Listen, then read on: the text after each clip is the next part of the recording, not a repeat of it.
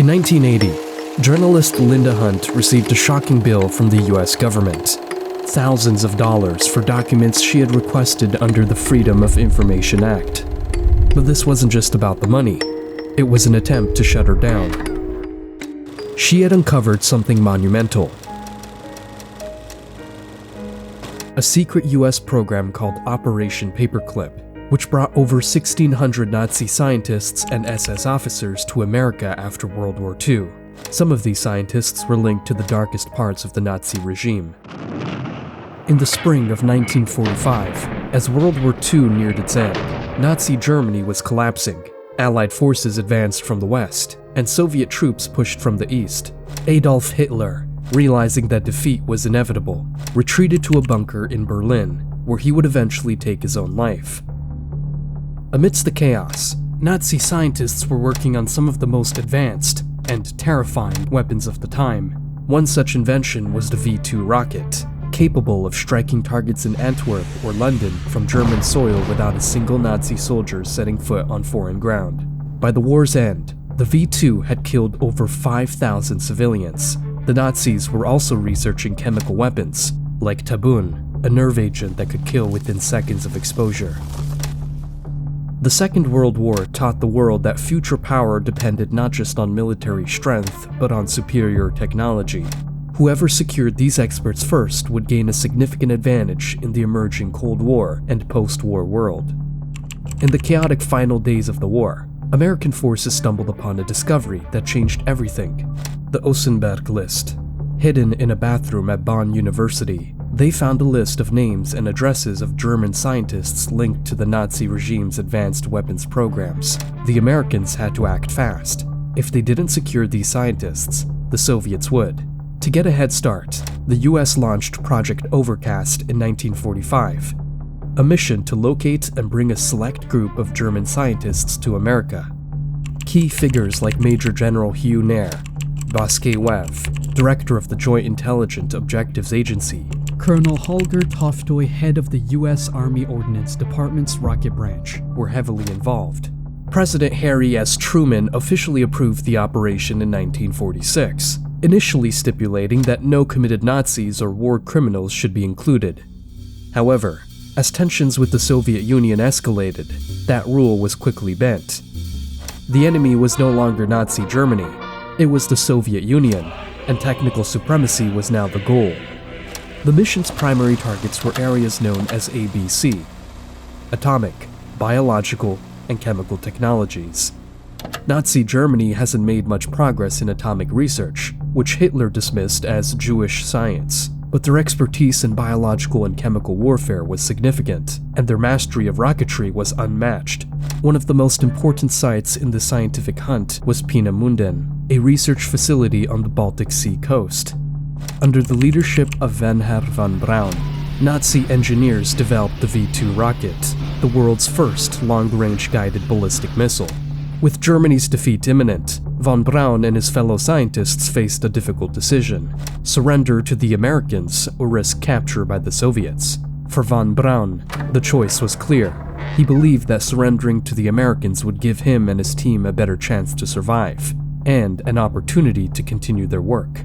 As Soviet forces closed in on Peenemünden, von Braun and his team burned their Nazi uniforms and fled to the Bavarian Alps. Near the town of Oberammergau, they surrendered to the US Army, bringing with them a valuable bargaining chip: 14 tons of documents containing detailed technical drawings and research from Peenemünden, hidden in a limestone mine.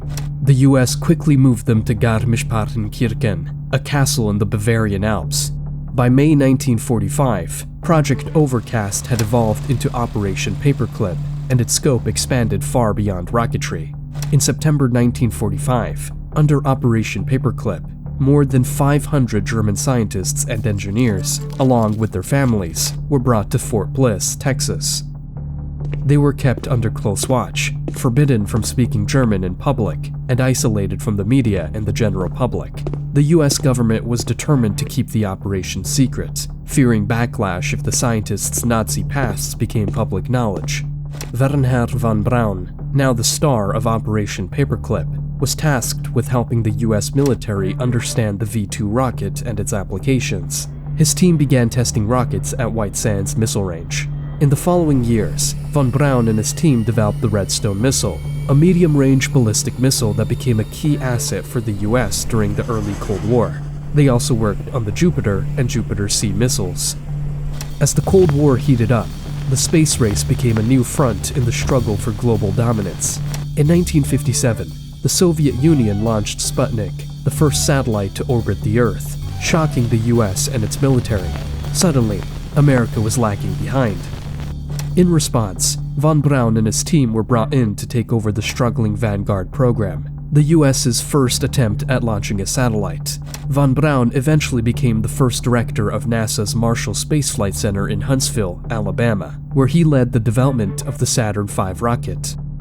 This rocket, designed by von Braun's team, carried astronauts Neil Armstrong, Buzz Aldrin, and Michael Collins to the moon in 1969. That's one small step for man, one giant leap for mankind. As Operation Paperclip expanded, so did the ethical dilemmas.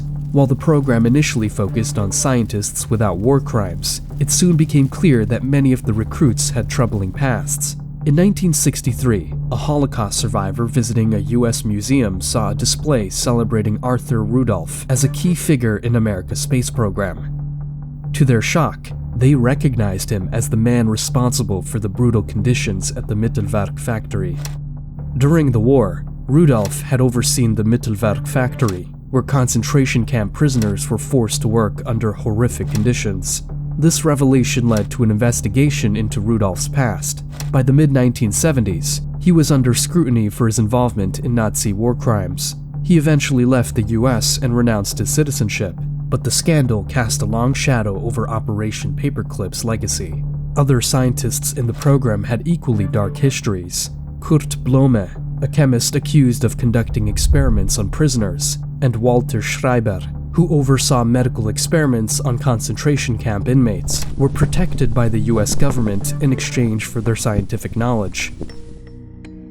Operation Paperclip played a major role in helping America gain a technological edge over the Soviet Union during the Cold War. Over 1,600 scientists, engineers, and technicians were brought to the US, many of whom contributed to military technology, space exploration, and even medicine. But the program's legacy is complicated. While it led to some of the greatest scientific achievements of the 20th century, it also raises profound questions about ethics and the cost of scientific progress.